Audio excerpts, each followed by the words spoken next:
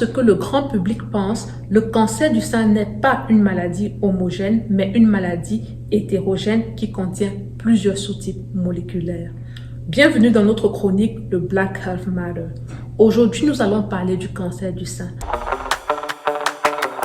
Comme je l'ai dit plus tôt, le cancer du sein n'est pas une maladie homogène. Il existe trois grands groupes principaux. Un premier groupe où le cancer répond aux hormones, essentiellement l'œstrogène et la progestérone. Un deuxième groupe où le cancer ne répond pas aux hormones, mais à la présence du facteur épidémique de croissance, le HER2. Et un troisième groupe où le cancer ne répond ni aux hormones ni aux facteurs de croissance HER2. Ce troisième groupe est appelé le cancer du sein triple négatif. En quoi est-il différent de celui des femmes blanches? Contrairement à ce qu'on apprend dans beaucoup d'écoles de médecine dans les pays d'Afrique francophone où on parle du cancer en tant que maladie qui affecterait les vieux, chez les femmes noires, le cancer du sein se manifeste à des âges beaucoup plus jeunes. Et par femmes noires, je parle des femmes du type africain parce que c'est une observation qu'on rencontre sur le continent africain, mais également en Amérique, au Brésil et dans plusieurs diasporas. Ainsi, l'âge moyen au diagnostic chez les femmes noires se trouve entre 40 et 44 ans. Par contre, chez les femmes occidentales et les femmes blanches en particulier, l'âge moyen se trouve dans la soixantaine. Beaucoup de chercheurs ont tendance à penser que la raison pour laquelle les femmes noires développent le cancer du sein à des âges plus jeunes, ceci est principalement dû à la structure de la population où on trouve un plus grand nombre de jeunes. Mais cette hypothèse est complètement fausse, puisque mes travaux de recherche et les travaux de recherche d'autres chercheurs ont montré que les femmes atteintes de cancer du sein sont 14 à 10 ans plus jeunes que les femmes de la même population atteintes du cancer de l'estomac ou encore du cancer du foie. Tout ça pour dire que chaque cancer a son histoire naturelle et chez les femmes de type africain, le cancer du sein se manifeste à des âges plus jeunes.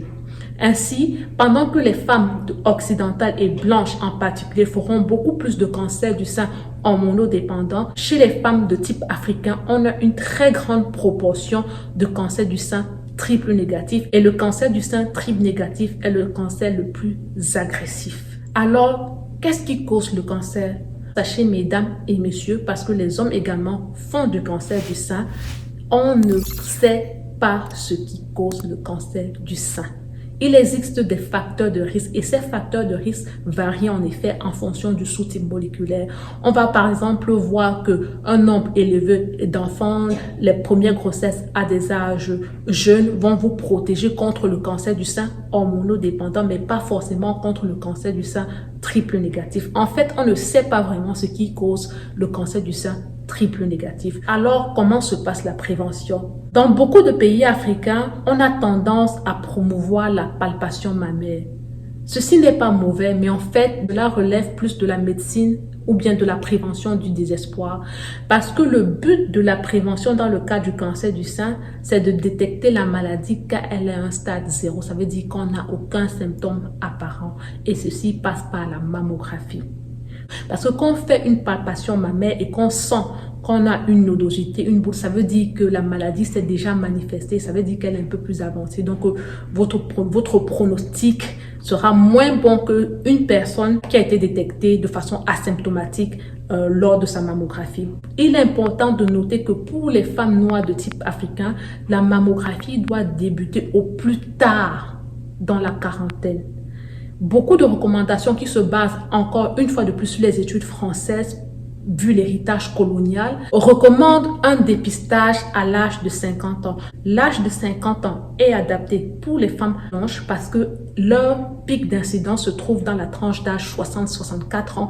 Par contre, pour les femmes noires, vu que nous, on développe notre cancer dans la quarantaine, lorsqu'on commence son dépistage dans la cinquantaine, on a juste eu le temps de mourir avant même d'avoir eu la chance de se faire diagnostiquer. Lorsqu'on sent une boule dans le sein, il ne faut jamais attendre de voir si la boule va régresser ou si la boule va se développer un peu plus. La première chose à faire, c'est de contacter son médecin pour qu'on fasse une mammographie. Ça sera une mammographie de diagnostic puisqu'on a déjà une boule.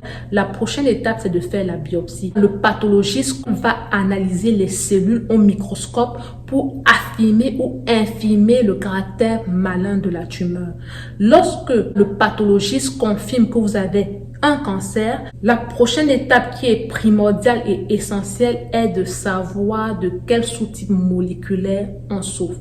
Et pour ce faire, il y a une technique qu'on appelle la technique de l'immunohistochimie, où les cellules de votre cancer seront colorées et en fonction des résultats de la coloration, on saura que votre cancer va répondre aux hormones ou aux facteurs épidermiques de croissance ou le cancer ne répondra pas aux hormones du tout. Donc, j'insiste là-dessus. Tant que vous n'avez pas l'information sur le sous-type moléculaire, votre traitement sera hasardeux.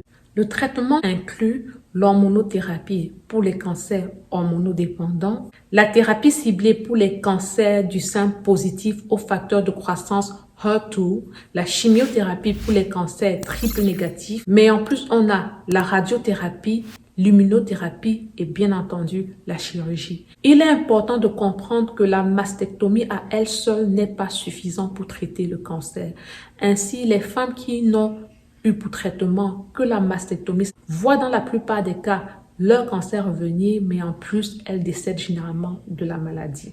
Dans le contexte africain, les moyens sont limités, mais ceci n'est pas une fatalité parce qu'il y a des femmes qui sont atteintes du cancer du sein, qui sont traitées en Afrique et qui ont un taux de suivi supérieur à 5 ans. J'invite ainsi la communauté médicale africaine à se pencher sur ces cas de guérison pour essayer de standardiser, si possible, une meilleure approche pour la prise en charge du cancer du sein. Ainsi, je vous ai donné les points essentiels sur le cancer du sein chez les femmes noires. Pour notre octobre rose, j'espère que vous aurez appris quelque chose. Merci.